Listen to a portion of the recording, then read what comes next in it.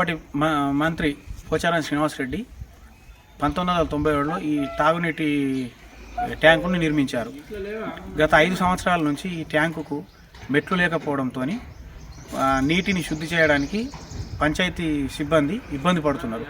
5 ఏళ్ల నుంచి ట్యాంకును శుభ్రపరచకపోవడంతో మురుగునీరు, పురుగుల నీళ్లు, మలినమైన నీళ్లు రావడం, పైప్ లైన్ల ద్వారా ఆ నీళ్ళని తాగి ఈ ప్రాంత ప్రజలు అనేక రోగాల బారిన పడుతున్నారు. అధికారులు 5 ఏళ్ల సంధి నిద్రావస్థలో ఉన్నారు.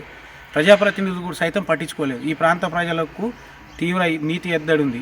ఈ నీటి ట్యాంకును శుభ్రం చేయాలంటే మొట్టమొదలు దానికి మెట్లు ఏర్పాటు చేయాలి. మెట్లు ఏర్పాటు చేసిన తదుపరి నీటి ట్యాంకును శుభ్రం చేసి స్వచ్ఛమైన తాగునీటిని ఏర్పాటు చేస్తే ప్రజల ఆరోగ్యాలను కాపాడిన వాళ్ళు అవుతారు.